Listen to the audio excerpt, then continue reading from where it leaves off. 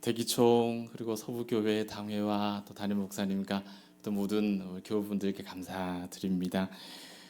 제가 인물도 별로 없고요. 보시는 것처럼 재미도 없는 사람인데 그나마 하나님께서 선물로 주신 게 목소리인데 그것도 또 후두염이 와가지고 그것도 신통치가 않습니다. 다음에 기회가 되면 더 싱싱하게 잘 준비해서 문안 드리면 좋을 것 같아요. 서부교회는 한 20년 전에 한번 교회에 어떤 부흥이 있을 때 한번 왔던 한 번 와봤던 것 같고 그 후로는 또 다른 지역에 있다가 와서 가파르게 골목 올라가는 그 기억이 많이 납니다. 그 기억이 나고 이제 와 보니까 이제 그건 없더라고요. 이제 그건 없어졌어요. 지금은 그 풍경은 이제 추억이 된 것 같고 한국 교회와 또 대구 땅이 주목하고 기대하는 새로운 복음, 새로운 성전, 새로운 시대가 지금 조금씩 연걸어가고 있는 소식을 들으니 참 마음이 큰 기쁨이 있습니다. 오늘 이 말씀을 함께 읽으면서 우리 서부교를 통해서 하나님께서 이 땅을 위해 준비하신 일들이 무엇일까, 또 우리에게는 무엇이 필요할까 함께 묵상하면 좋겠어요. 함께 보시는 말씀은 그 본문상으로는 유명한 바벨탑 이야기죠. 바벨탑 이야기죠. 또 어차피 뭐 건물 짓는 이야기긴 한데 이거하고 지금 교회 건축하고 전혀 관계 없으니까 걱정하지 마십시오. 예.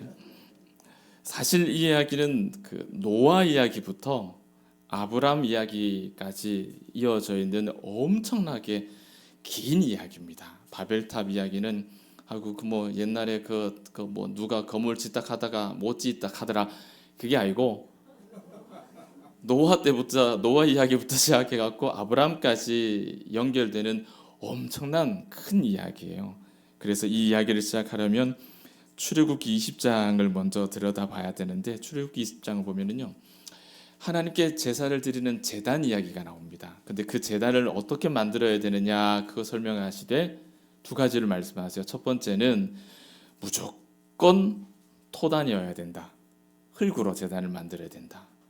그게 불가능할 경우에는 돌로 만들 수 있는데 다듬은 돌은 안 된다. 자연석으로만 만들어야 된다. 사람이 정을 이렇게 예쁘게 다듬은 돌로는 하나님을 예배하는 제사 제단을 만들 수가 없다라고 규정이 되어 있습니다.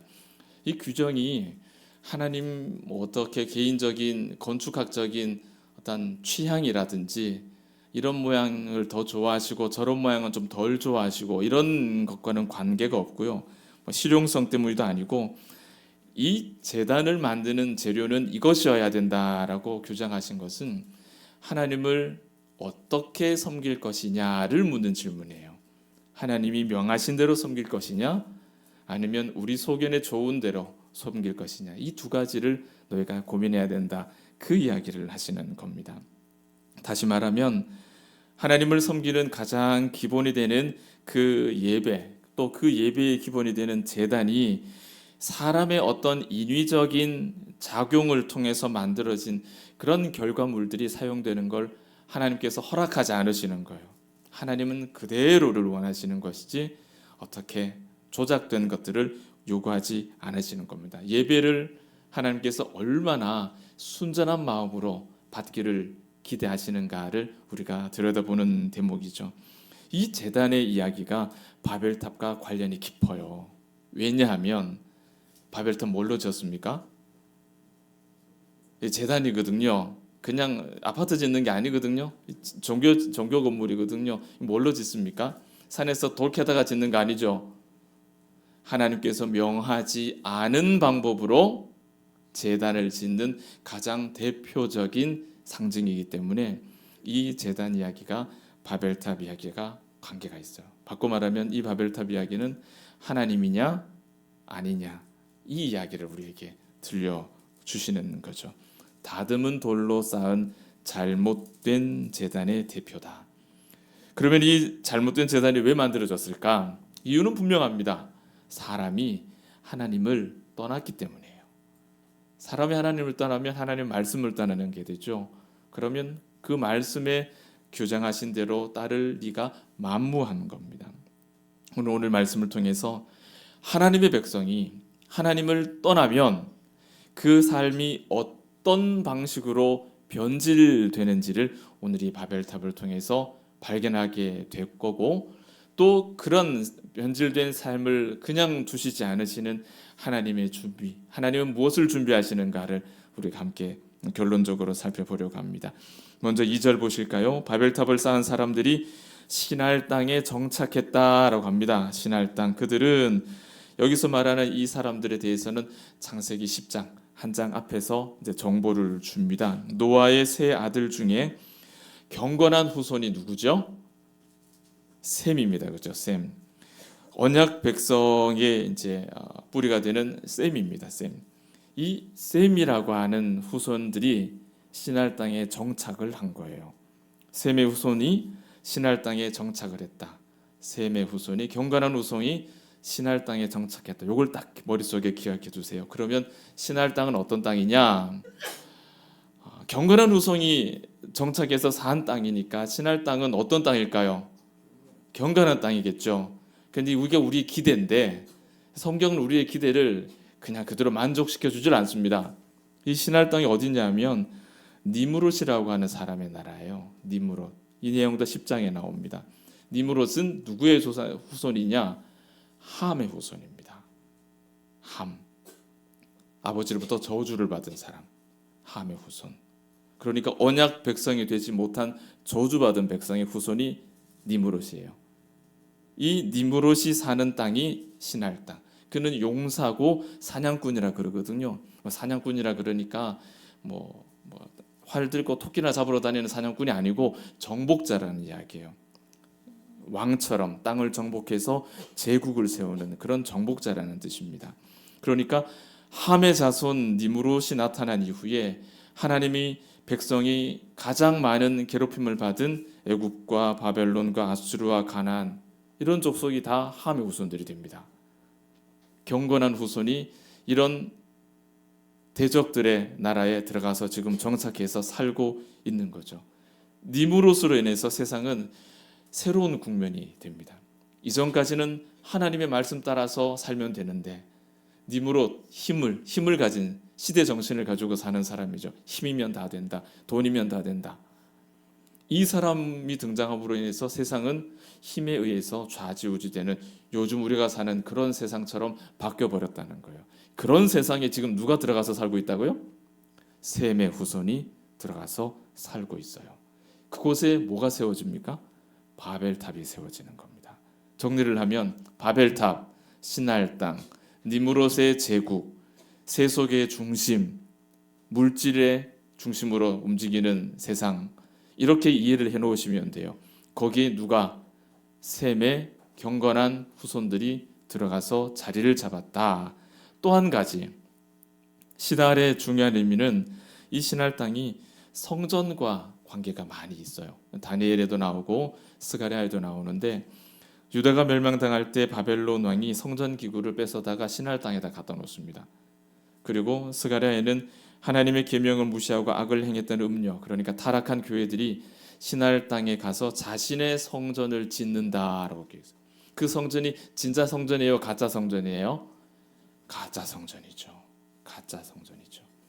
이 시날 땅은 가짜 성전에 하여튼 집중되어 있는 곳이에요.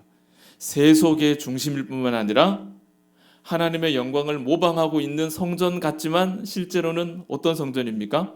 가짜 성전이 있는 곳이 시날 땅입니다. 여기 누가 산다고요?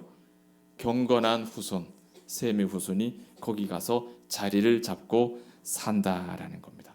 유사 휘발유, 옛날에 고백하지만 저도 2번 넣었습니다. 없이 살 때 어쩔 수 없었습니다. 장로님 교회 가서 소문내지 마시고 2번 넣고 탄 적이 있습니다. 네. 미원 같고 맛소금 같고, 그런데 소금은 아닌 거예요. 그죠?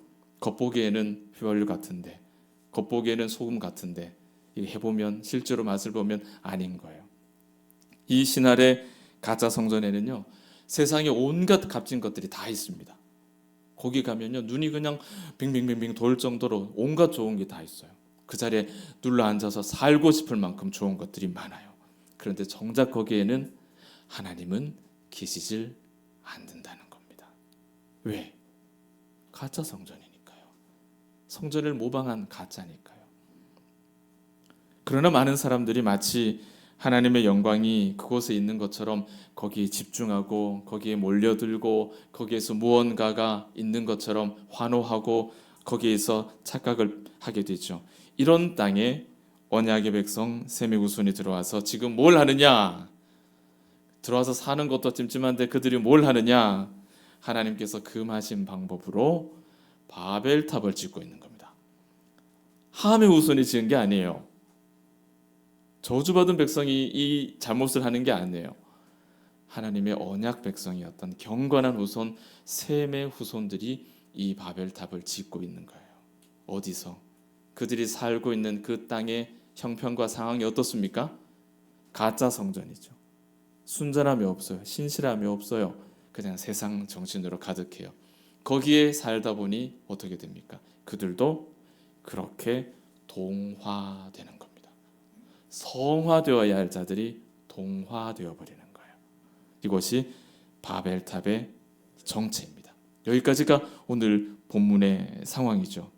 경건한 셈의 후손이 세상의 중심에 힘의 논리로 살아가는 신할 땅에 와서 바벨탑을 세워요.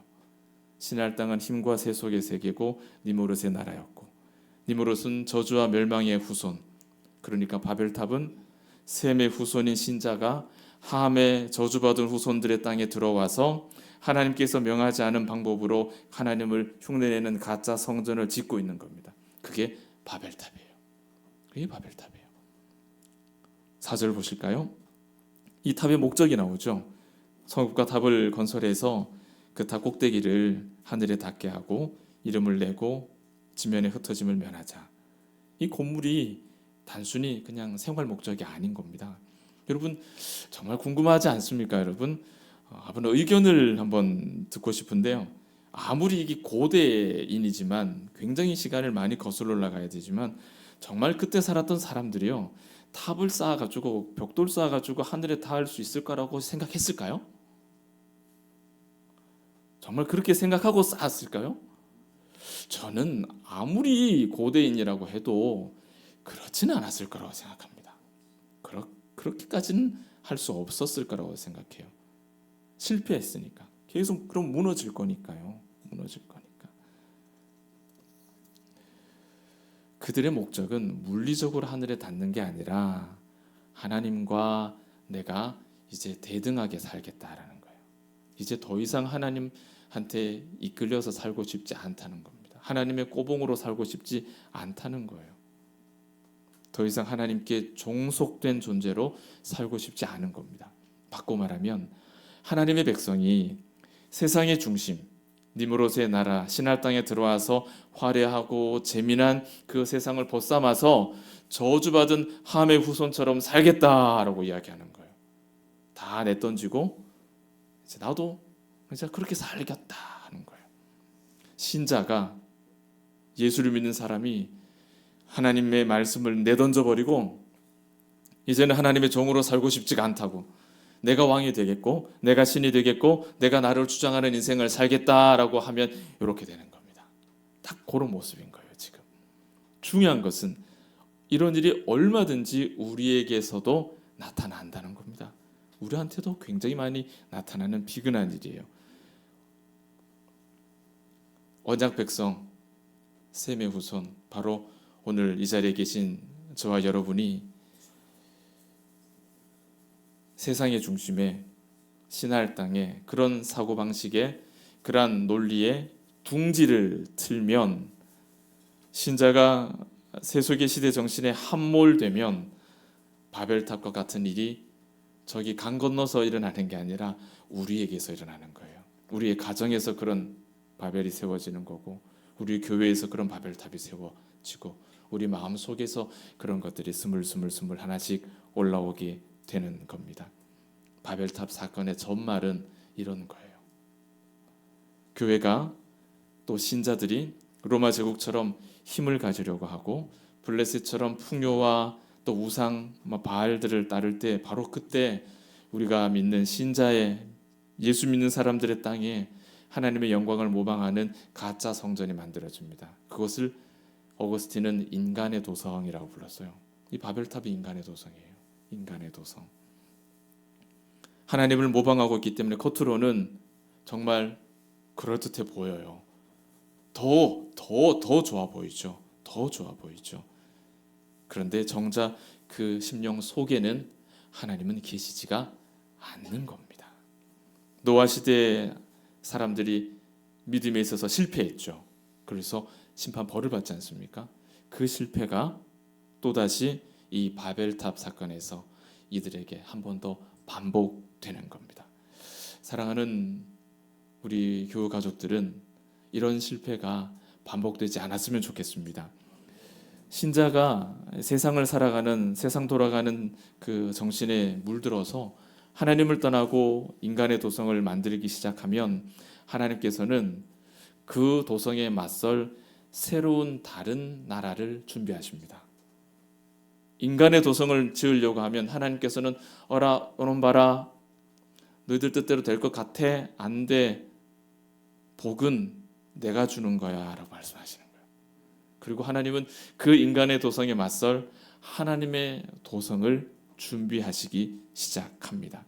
그래서 등장하는 이야기가 무슨 이야기냐? 창세기 11장 바벨탑 이야기가 딱 끝나면, 인간의 도성 이야기가 끝나면 12장에 뭐가 나옵니까? 누가 나오죠?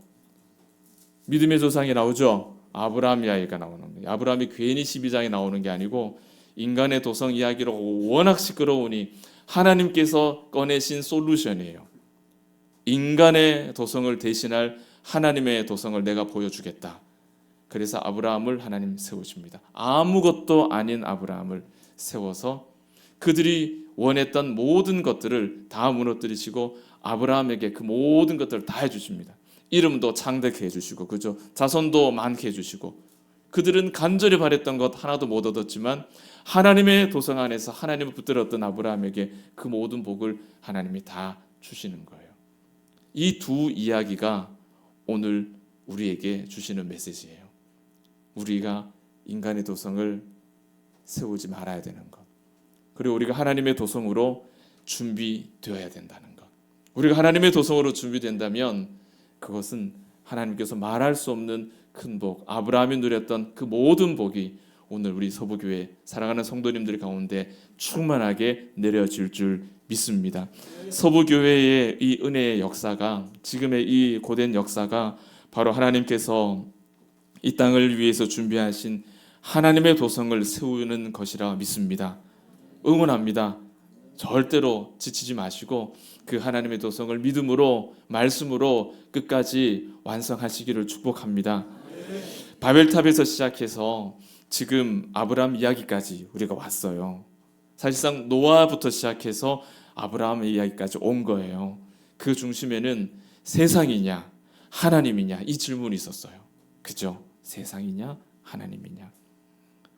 화려한 가짜 성전이 있었고 순전한 하나님의 성전이 있었습니다. 그들이 가지고 있었던 순전한 하나님의 성전이 뭐냐 하면은 광야의 장막이에요. 여러분, 바벨탑이랑 광야의 장막이랑 한번 비교해 보세요. 이 비교가 되겠습니까? 장막, 말이 좋아서 장막이고 초막이지 요즘 말로 하면 텐트입니다. 텐트예요. 조금 큰 텐트, 25m, 50m 텐트예요. 텐트. 옛날에 이제 군대에서 유격장에서 숙식하실 때 구대라고 부르죠. 옛날에 구대. 그거 딱 그 사이즈예요. 텐트예요. 텐트. 말이 하나님의 집이지 텐트입니다. 그러나 크기와 관계없이 하나님의 집은 창조주께서 임재하신다라는 그 특별한 장소라는 측면에서 세상의 어느 것과도 비교할 수 없는 독보적인 의미를 가지죠. 하나님이 임재하시는 유일무이한 장소가 하나님의 집입니다. 크기와 관계없어요. 크기와. 이 사실을 잊지 마시고 우리 서부교회가 지금 이루어 가시는 이 위대한 믿음의 역사를 통해서 이 대구 땅에 하나님의 임재를 환히 드러낼 수 있는 위대한 역사 감당하시길 바랍니다. 말씀을 맺습니다. 하나님께서는 우리의 작은 심령에 머물러 계시기를 제일 좋아하세요. 우리 각자의 작은 심령 안에 머물러 계시기를 제일 편안해 하십니다. 저와 여러분의 심령, 오늘 우리 서부교회 사랑하는 가족들의 작고 순결한 그 심령 하나하나 그 속에 순전한 주님의 영광을 우리가 담고 살아간다면 그 심령들이 모여서 거대한 하나님의 집을 이루어 낸다면 지금 건축되고 있는 놀라우리만치 거룩한 이 하나님의 성전은 하나님의 영광을 드러내고 또 증거하는 거룩한 부흥의 도구로 반드시 쓰임받게 될 것입니다. 그렇게 이 성전이 거룩한 하나님의 도성이 되고 또 하나님을 만나고 그 하나님의 영광 앞에서 성장하고 성숙하고 성화되는 대구 땅의 모든 믿음의 사람들의 연합이 우리 부활절 또 연합 예배 가운데서 또 한번 경험될 수 있기를 함께 기도해 주시기를 바랍니다. 기도하겠습니다. 고마우신 아버지 하나님, 하나님께서 쓰러져가는 이 땅의 많은 믿음들을 바라보시며 이 땅을 위해 준비하신 사랑하는 서부교회의 사랑하는 성도들과 이 위대한 믿음의 역사를 바라봅니다. 하나님의 도성을 어떻게 시작하시는지를 우리가 아브라함을 통해서 들여다보며 인간의 도성을 떠나는 것, 인간의 도성을 떠나 온전히 하나님, 우리 심령 속에 머물러 계시기를 기뻐하시는 그 하나님을 마음에 품고 그런 순전한 신자들이 모이고 또 기도하고 기도하여서 마침내 거대한 하나님의 집을 이루어서 이 땅에 무너진 복음의 역사를 새롭게 써내려가는 서부교회의 위대한 믿음의 역사가 되게 하여 주시옵소서. 오늘 함께 고개 숙여 한 몸 되고 한 믿음 되고 한 지체 되어서 한 하나님을 섬기고자 마음을 모으는 서부교회와 대구 땅의 모든 또 부활절 연합 예배를 준비하는 많은 강단들 위에 하나님 함께 하심으로 하나님의 말씀을 누리는 모든 자들이 한 믿음으로 함께 기도하고 함께 성령의 충만을 받는 복된 시간 되게 하여 주옵소서. 축복하며 예수님 이름으로 기도하옵나이다. 아멘.